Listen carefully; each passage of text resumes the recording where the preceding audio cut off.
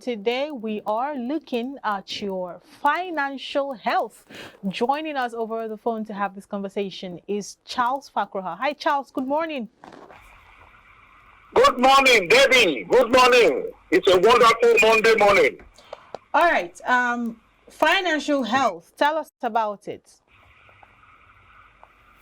Yes, if you recall, yesterday was World Health Day, and it's an occasion where everybody all over the world, the United Nations celebrates World Health Day in terms of creating awareness about global health issues and highlights the importance of well-being. So this year's theme is my health and my rights. So we all have, it's our right to have access to good health. But at the same time, as we're talking about our health yesterday, of course, some persons who take for some of the outreach program complain of their finances. They don't have enough money to access some of these health facilities. Okay?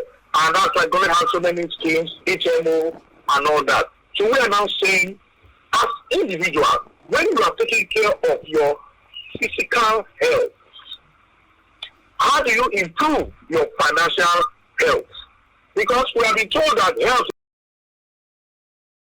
is not just merely the absence of disease. It has to do with your physical and social well-being. So you can be healthy physically, but if you are not healthy financially, of course, it's going to affect your mental health. So that's why today I decided that we are going to be looking at ways to improve your financial health. Now, what is this financial health? Financial health is when you take control of your money, so it does not take control of you. That is, you are in charge of your money. Some persons can say it is your financial well-being, where you have enough money to meet your needs, also meet your wants, and also have some money to even save and have an emergency fund. Also, you are getting out of debt. You have a budget that you stick to it. You can save. You can do investments, and you have an emergency fund. That is when you say you are financially healthy. How do you measure your financial health?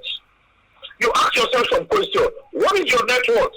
How much do I owe? How much are people owing me? Is my net worth positive or negative? Am I still in debt? Have I been able to pay off my debt, my mortgage? If I have student loan, have I been able to pay all that? Then, how much is my annual income? Do I have an emergency fund? Do I have a plan to invest in the future? Do I also have a plan to retire in comfort? Have I planned for my children's university education? Have I written a will? So, do I have a financial goal? These are all the questions you ask yourself when you want to measure your financial health. And you must be able to give answers to them. But briefly, how do you now improve your financial health? Quickly, one, you need to calculate your net worth. Know what you owe and know what people are owing you, and it has to be positive.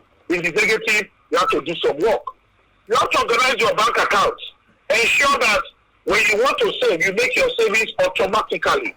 That is, as your salary comes to your account, it is sent into another account where you continue to save. You also need to be on a budget. You need to list all your debts from the smallest to the largest and start to pay them off. You need to also increase your income by a side hustle, or you start a business. We have said it before. You need to also set up an emergency fund so that you can cover unexpected events. You need to make a reliable plan for long-term investing. You also need to start savings for your kids' college education. Get on a plan to pay back your mortgage or any loan you have taken. Then we can also say you have to give back to society. These are just some of the ways you can improve your financial health. All right.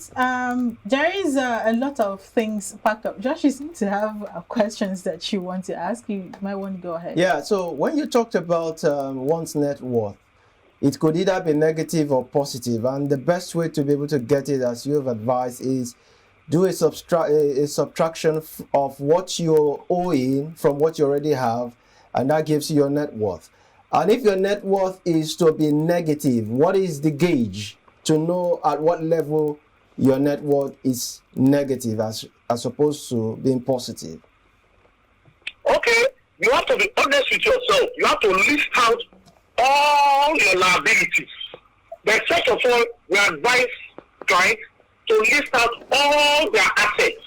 You have your personal assets, you have your investment assets, you also have your business assets. You have to list out all of them, put figures to them. Then you also have to list your liabilities. What you are owing, what you are owing people, you have to list all that down. Put figures to it. Then you can do a simple subtraction of the assets minus the liability. Whatever figure you get, if it is positive, then you know that you are okay, then you can still improve. When you are negative, it shows that your financial health is bad. It's just like checking your blood pressure or your sugar level. There are certain figures you get. You will know that the doctor will tell you you have to go for medication. While there are certain figures you get, they tell you yes, you are okay, they need to manage it. So the same apply to your financial health. It's like taking your financial blood pressure, your sugar level. A certain figure tells you you are okay. A certain figure tells you you have to go and see your doctor and maybe be placed on medication. So that is how you calculate your net worth. It's an individual thing. And it does not take overnight. It takes you weeks to be able to come out with that figure. And we advise individuals not to rush it. Take your time. List all your assets. List all your liability. And at the end of the day, you will come out with a fair figure that will reflect your net worth. All right. We live in across board. Yeah, I'm not even talking about Nigeria alone. The world is currently going through serious economic crisis. Inflation is almost every part of the world is going through some level of inflation. And if you want to bring it home to Nigeria, you'll find out that it is even worse. Before people start to make these calculations, taking away debt from assets and all that, that means you need to have assets first before you start calculating it, right? There are people who live below the minimum wage every month. And you know what that means for an average person who lives at that level.